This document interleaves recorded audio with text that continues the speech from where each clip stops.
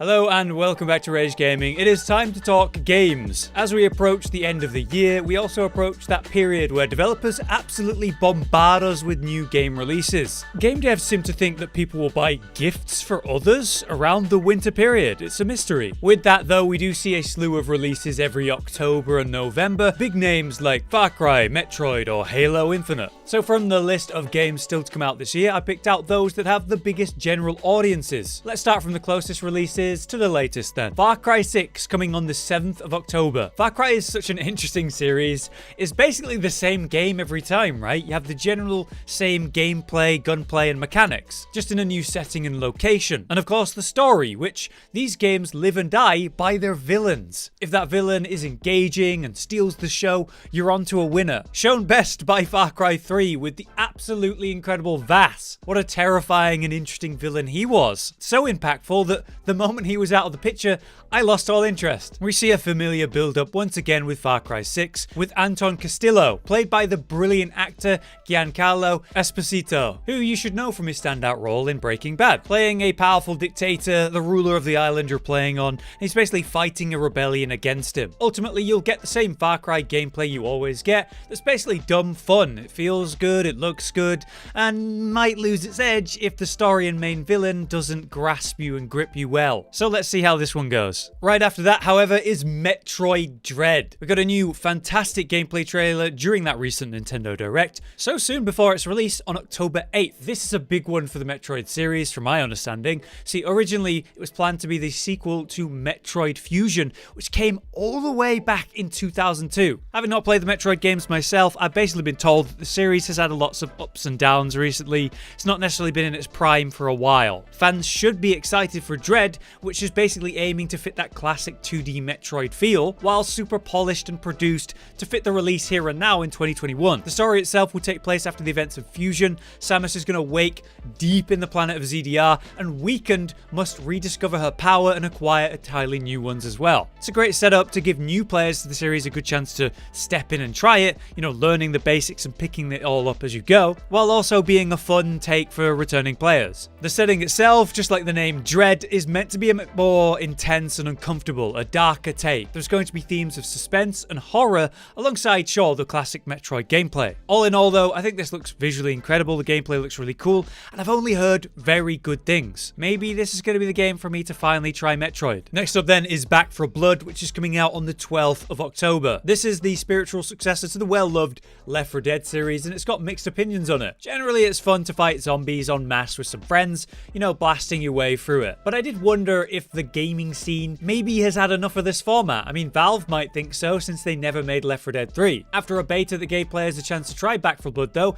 it seems like it's going to scratch that familiar itch, but with a few additions and changes. It adds in a card system, which at face value sounds terrible to me, but the concept is apparently alright. Specific characters get specific cards, and you form builds out of them basically. So it's up to you if you think these small changes are enough to draw you back into the slightly different Left 4 Dead game that is Back 4 Blood, but for me, I don't think so. A game I'm much more interested in though is Darkest Dungeon 2. The original DD was incredible. The art style was outstanding, iconic even. The voice work was clean and crisp. You could feel like when you're playing this game, this is going to be a classic. This turn-based strategy game had you crawling through dungeons of various types, weighing the odds and risks against the rewards, forming your team out of a massive variety of classes and playstyles, basically bringing the right characters for the job. However, with the twists and turns of the dungeons, you'll go and face horrors you might not be able to manage. Your characters may lose their nerve and go insane, making decisions for themselves. They might even hold their ground and be the hero you weren't expecting. And when you crawl out of that darkness with the rewards in hand, will your heroes be stronger than ever? Or will they be now crippled by anxiety and trauma? The gameplay was satisfying and rewarding, mixed with just the right amount of RNG. So to me, Darkest Dungeon was a bit of a masterpiece, and I've got very high hopes for the sequel. Darkest Dungeon 2 comes out late October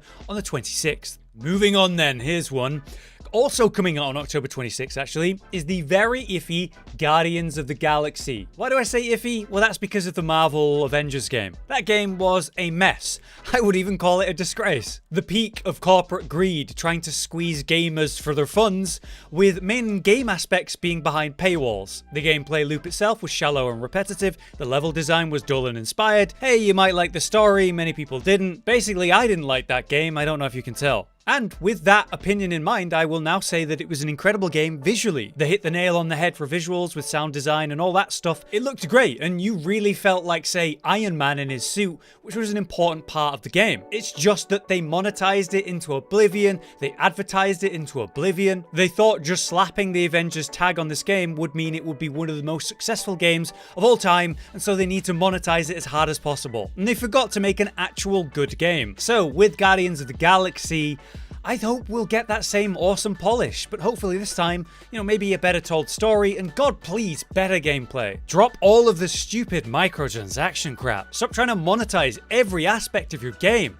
Earn the right to ask for more money before you ask for the money. I will say though, I've heard much better things about this Guardians of the Galaxy game compared to the Avengers one, but time will tell. Lastly for October then, I want to mention the upcoming Age of Empires 4, which is out on the 28th of October. Age of Empires is a very important series for gaming, one of the OG real-time strategy games. Age of Empires 2 and Mythology were some of my favorite times growing up, and even some of my first experiences playing online against other players. It has now been 16 years since the Age of Empires 3 release, so it's good to finally have another one. This time focused on historic immersion. We have 4 campaigns that even have video documentaries involved to tell the stories of the 8 civilizations you're going to play as. Visually, it is clean and clear. Mechanically, it's classic Age of Empires, and the setting and storytelling should be very educational too. So I hope the multiplayer is just as fun, and Age of Empires buffs should have a good time with this one. Next up then, we have the November releases, which aren't quite as many as October, but there's still a lot going on. Firstly, Jurassic World Evolution 2, which is coming November 9th. Sim games in which you build cities or your theme parks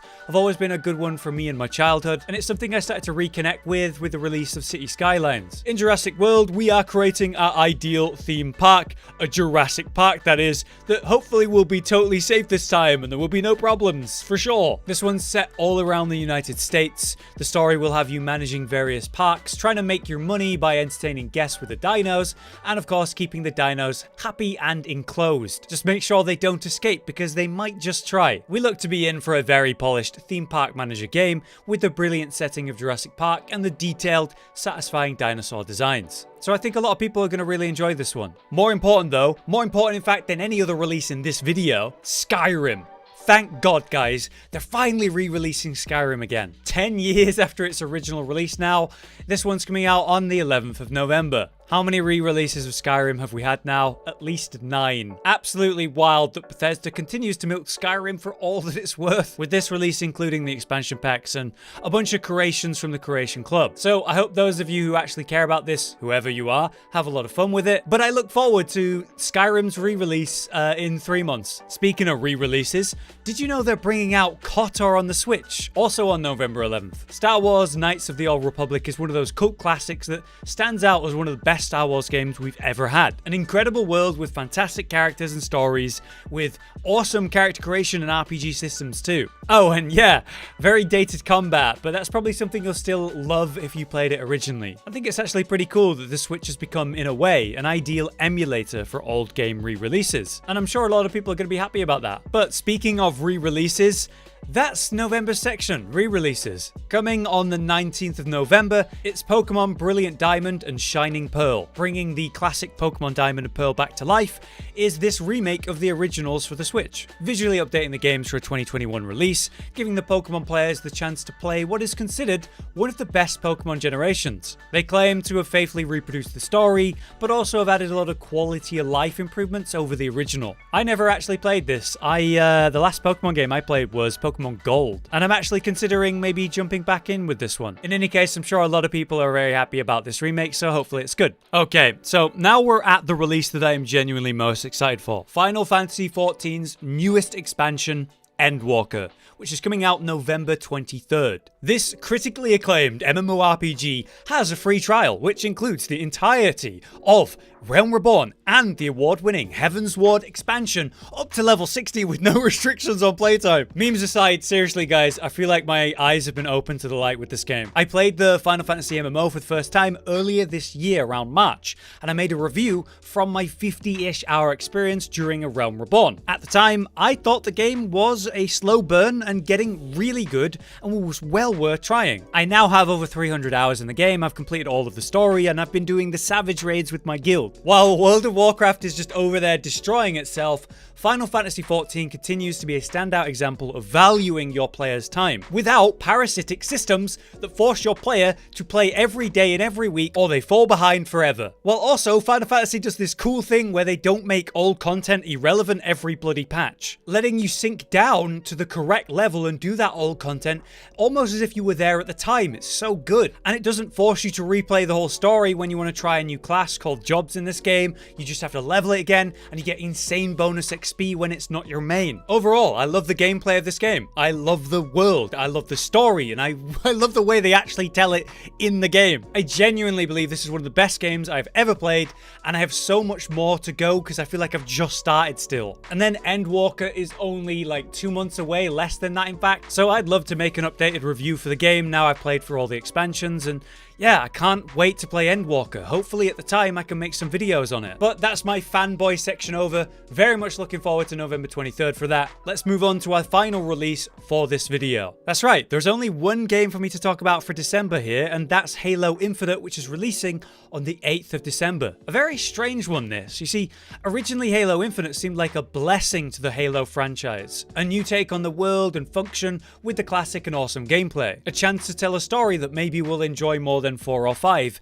And yeah, it's been so long since I really immersed myself in the multiplayer of Halo, that incredible combat. I spent so many hours with my friends playing Halo 3, taking it serious in deathmatch or capture the flag, or just having a blast in customs like Griffball or making our own maps. To me, it was the golden age of Halo multiplayer, and I still remember like specific moments. I loved it, and you know, when Bungie left Halo, I guess I kinda did too. Halo Infinite, when it was announced and I'd like heard about it, I thought maybe this was the chance for me to return, and I felt like my hype for the game kinda started to get rekindled. Then we saw, you know, that gameplay trailer, and we saw all of the development issues it was going through and the massive delays, and I felt that hope kinda evaporate. Much later though, there was this announcement that the multiplayer mode would actually be completely free and separate from the campaign. There's going to be a beta soon and it looked good. Then that beta has obviously come now and it was actually really good. I'm kind of mixed on it. Like, will the campaign part of this game be incredible like it once was? Or will it be a complete flop? Will it even matter if the multiplayer is just kicking ass? I guess we're gonna have to wait and see. But there you have it. Those are the games that I'm most interested for that are still coming in the next months of 2021. Let me know your thoughts. But overall, I really enjoyed making this video. It's nice to be able to just talk about games that I'm looking forward to. It's a rare video format for me on the channel. Drop a like if you enjoyed it. Maybe I can make more in the future. But for now, I've been Hollow. You've been you. Thanks for watching. Josh, Cotton, and Hollow with the videos, dropping the humor like a hammer on your tippy toes, bringing entertainment on a daily arrangement to take our insanity and turn it into entertainment. Yes, I said entertainment twice, to reiterate that it is nice to look into your faces on a mostly daily basis when you let us in your homes to make the whole world a stage. Goodbye.